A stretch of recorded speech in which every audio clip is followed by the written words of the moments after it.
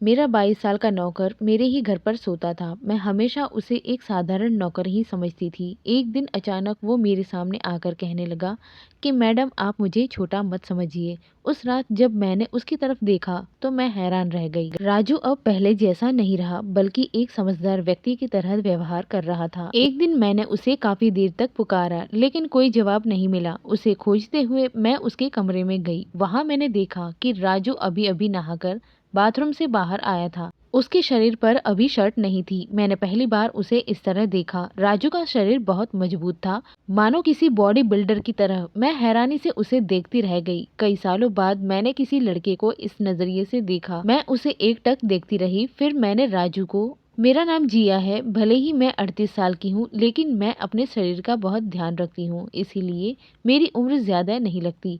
दोस्तों, आज की कहानी बहुत खास है, इसीलिए इसे मिस मत करना। अगर आपको ये कहानी पसंद आए तो वीडियो को लाइक, शेयर और चैनल को सब्सक्राइब जरूर करें। जब से राजू ने मेरे घर में आकर रहना शुरू किया, मेरी जिंदगी में कुछ बदलाव आने लगे।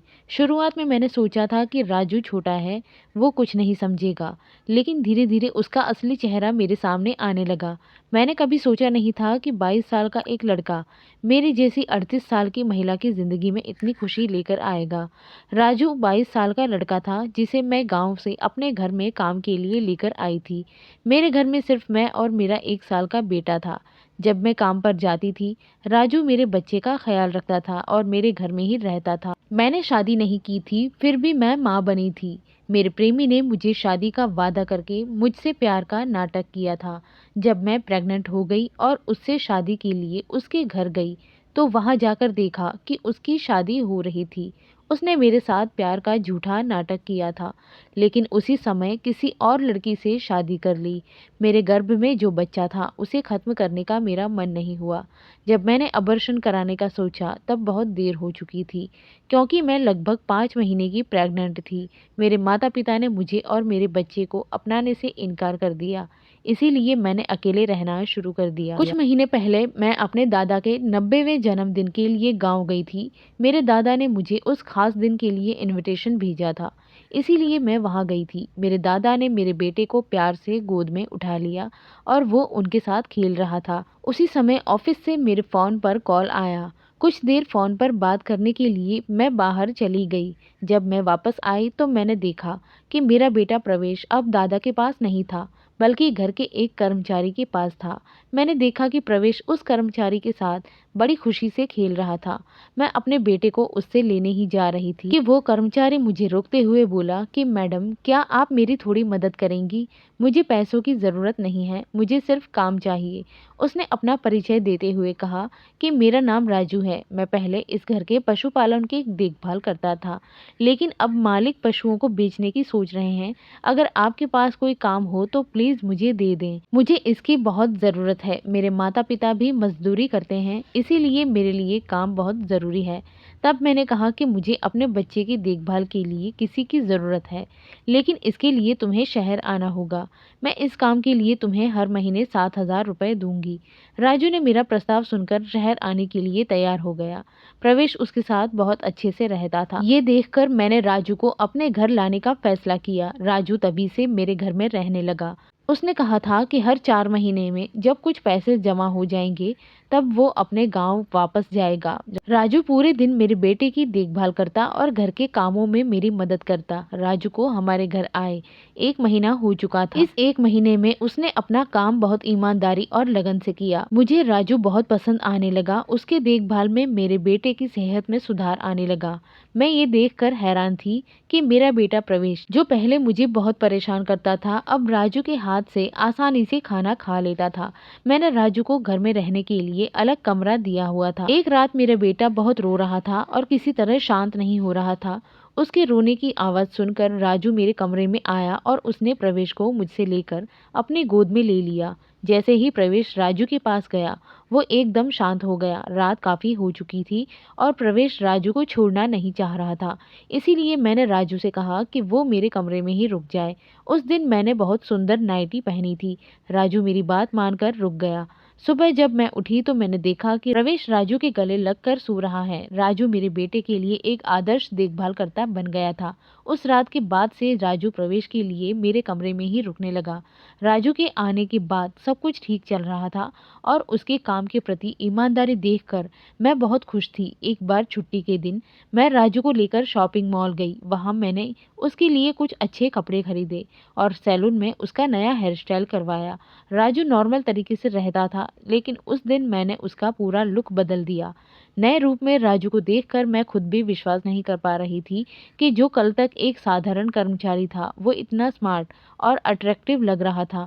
हमारी शॉपिंग पूरी हो चुकी थी। शॉपिंग मॉल से जब हम घर लौटे तो प्रवेश सो गया था। मैंने उसे उसके कमरे में ले जाकर सुला दिया और पानी लेने के लिए बाहर जाने लगी, तभी राजू मेरे लिए पानी लेकर आ गया। मैंने पानी पिया और ग्लास रख दिया। तभी मैंने देखा कि राजू मुझे एकटक देख रहा था। अचानक उसने मुझे हल्के से गले लगा लिया। कई साल बाद मैंने किसी मर्द का आलिंगन महसूस किया। मैं हैरान रह गई, उसे दूर हटाया। तब राजू ने कहा कि मैडम, आज आपकी वजह से पहली बार मैंने खुद को अच्छा महसूस करना सीखा है। जीवन वाकई बहुत खूबसूरत है, बस इसे जीने का तरीका आना चाहिए। आज आपने मुझे पूरी तरह से बदल दिया और मुझ पर बड़ा उपकार किया है। सच में अब मैं बहुत अच्छा महसूस कर रहा हूँ। राजू के चेहरे पर वो प्यार भरी मुस्कान देखकर मैं भी खुश हो गई, क्योंकि किसी गरीब की मदद करना मुझे हमेशा अच्छा लगता है। अगले दिन से राजू बहुत सलीके और अनुशासन में रहने लगा। वो भले ही सिर्फ 22 साल का था, लेकिन गांव का लड़का होने की वजह से उसका शरीर मजबूत था। वो हर दिन घर पर ही कसरत करता था और उसकी लंबाई भी काफ़ी अच्छी थी। एक दिन मैंने उससे उसकी पढ़ाई के बारे में पूछा तो उसने कहा कि अब उसे पढ़ाई में कोई दिलचस्पी नहीं है। हर रोज सुबह ऑफिस जाने से पहले मैं अपने बेटे प्रवेश पर प्यार जताती थी। एक दिन देखा कि वो राजू की गोद में बैठा था। अचानक मेरे बेटे ने अपना चेहरा घुमा लिया और अनजाने में मेरे होंठ राजू के गाल को छू गए। मैं थोड़ी कंफ्यूज हो गई और तुरंत राजू से माफी मांगी। ये घटना मुझे थोड़ी अजीब लगी, लेकिन राजू ने इसे हल्के में लिया। मैं राजू से माफी मांगकर ऑफिस चली गई। शाम को जब मैं घर लौटी तो मैं राजू की आंखों में आंखें मिलाने से मुझे झिझक हो रही थी। राजू ने प्रवेश को खाना खिलाकर सुला दिया था। फिर हमने साथ में रात का खाना खाया। खाना खाने के बाद मैं अपने कमरे में चली गई और माइग्रेन की दवा लेने लगी, लेकिन दवा लेने के बाद भी मेरे सिर का दर्द कम नहीं हुआ। मैं सिर पकड़कर बैठी थी। कुछ देर बाद राजू मेरे कमरे में आया और मुझे इस हालत में देखकर पूछा कि क्या हुआ मैडम, आप अपना सर पकड़कर क्यों बैठे हो। जब मैंने उसे बताया तो उसने धीरे धीरे मेरे सिर की मालिश करनी शुरू कर दी। राजू की मालिश से मेरा सिर दर्द धीरे धीरे कम होने लगा और मैं गहरी नींद में डूब गई। उस रात मेरी नींद बहुत अच्छी हुई। अगले दिन हमारे ऑफिस में ट्रेडिशनल डे मनाया जा रहा था। मैंने तय किया कि मैं उस दिन गुजराती पोशाक पहनूंगी। मैंने घाघरा पहना, लेकिन ब्लाउज की डोरी बांधने में मुझे दिक्कत हो रही थी। मेरे पास कोई मदद नहीं थी, इसीलिए मैंने घर के काम में लगे राजू से डोरी बांधने में मदद करने को कहा। डोरी बांधते समय उसका हाथ मेरी पीठ को छू रहा था, लेकिन मैंने इसे ज्यादा ध्यान नहीं दिया क्योंकि मेरे पास और कोई रास्ता नहीं था। जब मैं तैयार होकर बाहर जाने लगी तो राजू ने मुझे रोक दिया। वो कमरे से काजल लाया और मेरे कान के पीछे लगाते हुए बोला कि मैडम, अब आपको कोई नजर नहीं लगा सकता। आप सच में बहुत सुंदर लग रही हैं। आप तो वैसे ही बहुत सुंदर हो और आज तो और भी सुंदर लग रही हो। ये सुनकर मैं हंस पड़ी और बाहर निकल गई। उस दिन शाम को जब मैं घर वापस आई तो मेरे साथ मेरी एक दोस्त और उसका दोस्त भी था। राजू ने उस दिन शानदार डिनर तैयार किया था। मेरी दोस्त ने अगले 4 दिन मेरे घर पर रहने का फैसला किया और उसका दोस्त हमारे साथ अगले 3 दिन रुका। अगली रात राजू ने खाना बनाकर मेरी दोस्त तन्नू और उसके दोस्त राजीव को खाने के लिए बुलाया, लेकिन वे अपने कमरे में बैठकर ड्रिंक कर रहे थे और तन्नू काफी हद तक नशे में थी, इसीलिए वो बिना खाए ही सो गई। वहीं तन्नू का दोस्त राजीव हमारे साथ खाने की टेबल पर आकर खाना खाने लगा। राजीव ने मेरी तरफ देखकर कहा कि जिया, तुम तो तन्नू से भी ज्यादा सुंदर हो। राजीव की इस बात पर राजू ने गुस्से भरी नजर से उसकी तरफ देखा और खाना खत्म करके अपने कमरे में चला गया। कमरे में जाने के बाद राजू मेरे पास आकर बोला कि मैडम, मुझे आपके इस तरह के दोस्त बिल्कुल अच्छे नहीं लगते। तब मैंने राजू को डांटते हुए कहा कि मैं तुझे परिवार के सदस्य जैसा मानती हूँ, इसका मतलब ये नहीं है कि तू मेरे मेहमानों के बारे में कुछ कहेगा। तेरा काम सिर्फ घर में मेरी हेल्प करना है, मुझे सिखाने की कोशिश करने की ज़रूरत नहीं है। ये कहकर मैं अपने कमरे में चली गई। हालांकि मैंने राजू को डांटा था, फिर भी वो मेरे लिए पानी लेकर आया। मैंने अपनी दवा खाकर पानी पिया और सोने चली गई। उस रात राजू मेरे कमरे में सोने नहीं आया था, ऐसा मुझे लगा। लेकिन सुबह जब मेरी आँख खुली तो देखा कि सुबह उठते ही मैंने उसे अपने सामने खड़ा पाया। उसके चेहरे पर नाराज़गी झलक रही थी। राजू को तन्नू और उसके दोस्त राजीव के सामने लाया गया। तन्नू गुस्से में बोली कि तुम्हारा ये गाँव का नौकर मेरे दोस्त का हाथ तोड़ चुका है। राजू ने सिर हिलाते हुए शांत स्वर में कहा कि मैडम, मैंने कुछ भी नहीं किया। रात में राजीव साहब नशे में थे और शायद अपना संतुलन खोकर गिर पड़े। मैं भला राजीव साहब पर क्यों हाथ उठाऊंगा? तन्नू अभी भी थोड़ी गुस्से में लग रही थी। राजू ने मेरी ओर से उनसे माफी मांग ली। तन्नू और राजीव वहां से चले गए। इसके बाद राजू मुझसे भी माफी मांगने लगा। मुझे पता था कि राजू ने कोई गलती नहीं की थी। आज मैंने छुट्टी ली थी क्योंकि पिछले कुछ दिनों से मैं बहुत बिजी थी। सोचा कि आज थोड़ा समय खुद के लिए निकालूंगी। नाश्ते के बाद मैं फिर से 1 घंटे के लिए सो गई। मेरा बेटा प्रवेश भी मेरे साथ सो गया। नींद से उठने के बाद मुझे लगा कि 1 कप चाय की बहुत ज़रूरत है। मैंने राजू को चाय बनाने के लिए बुलाया। मैं काफ़ी देर तक उसे पुकारती रही लेकिन उसकी कोई प्रतिक्रिया नहीं मिली। फिर मैं उसे ढूंढते हुए उसके कमरे में गई। वहां देखा कि राजू अभी अभी नहाकर बाथरूम से बाहर निकला था। उसके शरीर पर शर्ट नहीं थी। पहली बार मैंने उसे इस तरह देखा। राजू का शरीर बहुत मजबूत था, जैसे किसी बॉडी बिल्डर का होता है। मैं हैरानी से उसे देखती रह गई। कई सालों बाद मैंने किसी लड़के को बिना शर्ट के इस तरह देखा था। मैं एकटक उसे देखती रही। मेरा ध्यान कहीं और था। तभी राजू ने मुझे आवाज़ दी। मैंने देखा कि उसने शर्ट पहन ली थी और मेरे सामने खड़ा था। मैं अब भी उसे देख रही थी। राजू ने मेरी आंखों के सामने उंगलियों से चुटकी बजाई। तब मैं होश में आई। फिर मैंने कहा कि मेरे लिए 1 कप चाय बना दो। आज का दिन मैंने खुद के लिए अलग रखा था। दोपहर में अपने कमरे में बैठकर आराम कर रही थी और अपनी स्किन की देखभाल कर रही थी। मैंने शॉर्ट्स और गाउन पहन रखा था। मैं अपने पैरों की वैक्सिंग कर रही थी। वैक्सिंग के दौरान थोड़ा ज्यादा गर्म वैक्स मेरे पैर पर गिर गया, जिससे मेरा पैर जल गया। दर्द के मारे मेरे मुंह से आवाज निकल गई। मेरी दर्द भरी आवाज सुनकर राजू तुरंत कमरे में आ गया। वो आकर जलने वाली जगह पर सावधानी से क्रीम लगाता है। उसकी वजह से मेरे पैरों में आराम महसूस होता है। हालांकि उसके छूने की वजह से मुझे कुछ असमंजस हो रही थी, लेकिन उसी समय मुझ में कुछ ऐसी भावनाएं उत्पन्न हो रही थी जिन्हें समझना मुश्किल था। तब राजू मुझसे कहने लगा कि मैडम, आप अब आराम करें, आप मुझे बताइए, मैं सब कर दूंगा। मैंने उसे अपने पैरों के बाकी हिस्से की वैक्सिंग करने के लिए कहा। राजू ने मेरी बात मानी और काम किया। साथ ही मेरे चेहरे पर हल्का मसाज भी कर दिया। उसके छूने से मुझे काफी आराम मिला। आज की छुट्टी का दिन मेरे लिए काफी रिलैक्सिंग था। राजू हर लिहाज से बिल्कुल सही था। कोई भी काम उसके लिए कठिन नहीं लगता था। रात होते ही मैंने उसे मेरे कमरे में न रहने के लिए कहा। दिन में मैं घर पर नहीं रहती थी, इसीलिए कम से कम आज रात मैं अपने बच्चे के साथ कुछ समय अकेले बिताना चाहती थी। हर बार राजू को मेरे पास रहना मुझे पसंद नहीं आता था, इसीलिए आज रात मैंने उसे दूसरे कमरे में सोने के लिए कहा। दिन इसी तरह से चलते रहे। कुछ दिनों तक राजू के बिना मेरा बेटा कभी कभी रात को सो नहीं पाता था, लेकिन धीरे धीरे उसने रोना बंद कर दिया। इस बीच मैं भी खुद में कुछ बदलाव महसूस करने लगी। हर रोज सुबह उठते ही मेरा शरीर भारी लगने लगा था और अचानक ये बदलाव क्यों हो रहा है, ये मैं समझ नहीं पा रही थी। मेरे शरीर में इतना दर्द होने लगा था कि बिस्तर से उठने का मन ही नहीं करता था। इसीलिए मैंने ऑफिस से 1 सप्ताह की छुट्टी ले ली ताकि थोड़ा आराम कर सकूं और ठीक हो सकूं। इस समय प्रवेश लगभग पूरा समय राजू के साथ बिताता था। कभी कभी जब मेरे बेटे को भूख लगती तो वो उसे मेरे पास लाता। आज रात मैं अपनी कमर पकड़कर बैठी थी, तभी राजू एक गिलास पानी लेकर मेरे कमरे में आया। मैंने जब मेरी कमर पर हाथ रखा तो वो समझ गया कि मेरी कमर में बहुत दर्द हो रहा है। राजू ने कहा कि मैडम, अगर आपको कोई परेशानी ना हो तो क्या मैं आपकी कमर में थोड़ा मसाज कर दूं? मेरी कमर का दर्द इतना ज़्यादा था कि मैंने उसे मसाज करने के लिए हाँ कर दी थी। मालिश शुरू करने से पहले मैंने कमरे की बड़ी लाइट बंद कर दिया और छोटा जीरो बल्ब जला दिया था ताकि माहौल और भी रिलैक्स हो सके। वह हल्के हाथों से मेरी कमर पर मालिश कर रहा था और मुझे काफ़ी आराम महसूस हो रहा था। मालिश खत्म होने के बाद ऐसा लग रहा था जैसे दर्द हवा में उड़ गया। मालिश करते हुए राजू ने मुझसे पूछा कि मैडम, क्या आपको कभी प्रवेश के पिता की याद नहीं आती? आप इतनी सुंदर और जवान होकर अकेली क्यों हैं? मेरे पास उसका सवाल का सही जवाब नहीं था, तो मैंने बस कह दिया कि शायद इस सवाल का जवाब मेरे पास भी नहीं है। उसी समय हमारी बातचीत खत्म हो गई। राजू की मालिश से मुझे इतना अच्छा महसूस हुआ कि मैं गहरी नींद में चली गई। 2 दिन बाद ऐसा दिन आया जब मुझे अपने प्यार से पहली बार मिलने का दिन याद आया।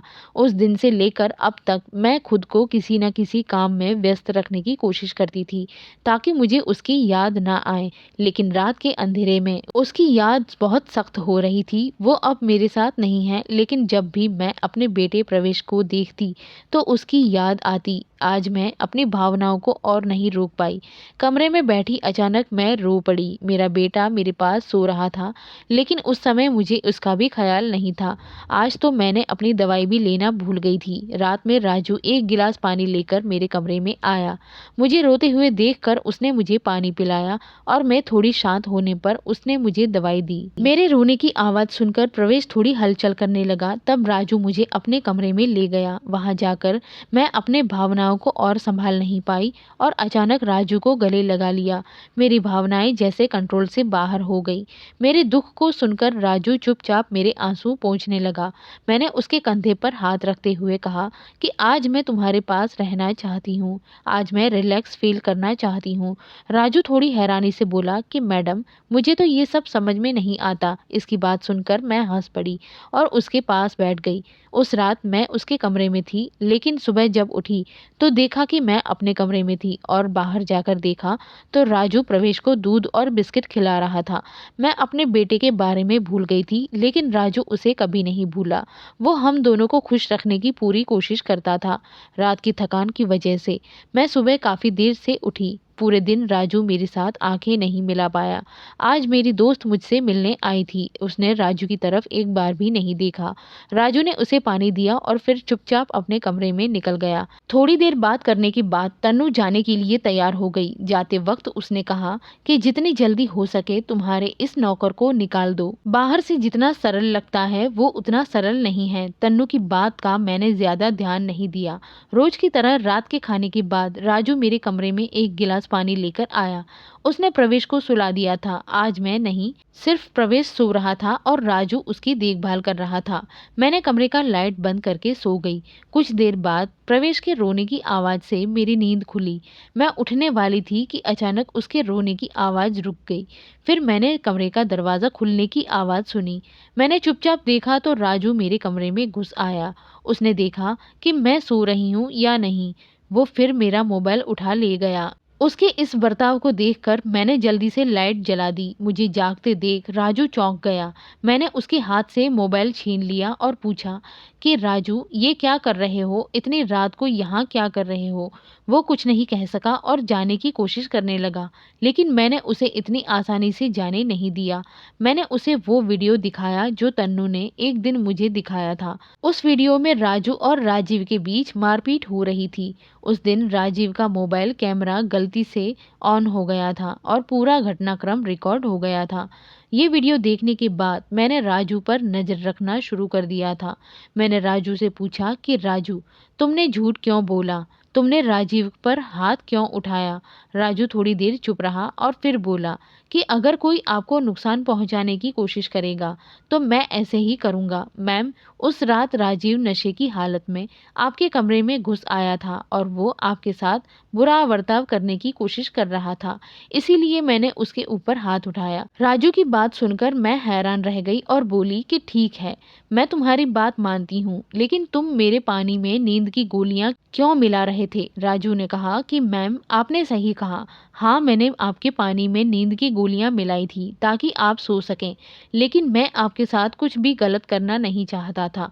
कुछ दिन पहले मैंने आपको फ़ोन पर बात करते हुए देखा था और मुझे लगा कि आप फिर से अपने पुराने प्रेमी से मिलना चाहती हैं। वो अभी भी आपको धोखा दे रहा है। वो चाहता है कि आपके बच्चे को आपसे दूर ले जाए, क्योंकि उसकी पत्नी बच्चे नहीं पैदा कर सकती, इसीलिए वो आपके करीब आना चाहता है। उसने अपनी पत्नी को तलाक नहीं दिया और उसने ये सारी बातें आपसे छुपा रखी हैं। मैंने चौंक कर राजू से पूछा कि तुम ये सब कैसे जानते हो? तुम ये सारी जानकारी कहाँ से लाए? राजू ने जवाब दिया कि आपके पिताजी ने मुझे आपके बारे में सारी जानकारी दी थी। वो बहुत समय से आपको अच्छे से जानते थे। पहली बार आपको देखकर मुझे बहुत अच्छा लगा, लेकिन आपके पिताजी ने कहा कि आप शादी नहीं करना चाहती थीं। तब हम दोनों ने मिलकर योजना बनाई थी कि हम आपकी ज़िंदगी में अपनी जगह बनाएं। मैं यहाँ इसलिए आया था, लेकिन आने के बाद मैंने देखा कि आप अकेली थीं और तब से मैंने आपको प्रोटेक्ट करना शुरू कर दिया। राजू दरअसल 22 साल का नहीं 30 साल का था और एक अच्छी नौकरी करता था। उसने मेरे दिल को जीतने के लिए बहुत कोशिश की थी। जो कुछ भी उसने कहा वो सब सही साबित हुआ। जो कुछ उसने मेरे पुराने प्रेमी के बारे में जो कहा वो सब सच था। राजू, जिनका असली नाम अजय था, अब वो मेरा जीवन साथी था और मेरे बच्चे के लिए जिम्मेदार पिता था। मैं अपने पुराने प्रेमी की धोखेबाजी से बच गई थी। अब मैं राजू के साथ बहुत खुश हूँ और मेरे पिता के कारण मैं आज अपने नए परिवार की शुरुआत कर पाई हूँ। राजू जैसे जीवन साथी पाना मेरे लिए सचमुच एक आशीर्वाद था। जो दोस्त सच में प्यार करते हैं वे कभी भी मुश्किल समय में आपको नहीं छोड़ते। रिश्तों को बनाए रखने के लिए किसी कारण की आवश्यकता नहीं होती, लेकिन उसे तोड़ने के लिए एक बहाना काफ़ी होता है। ये थी हमारी छोटी सी कहानी। मुझे बताएं आपको कैसी लगी। अगर आप और मज़ेदार रोमांटिक कहानियाँ सुनना चाहते हैं तो वीडियो को लाइक, शेयर और चैनल को सब्सक्राइब करना ना भूलें। धन्यवाद।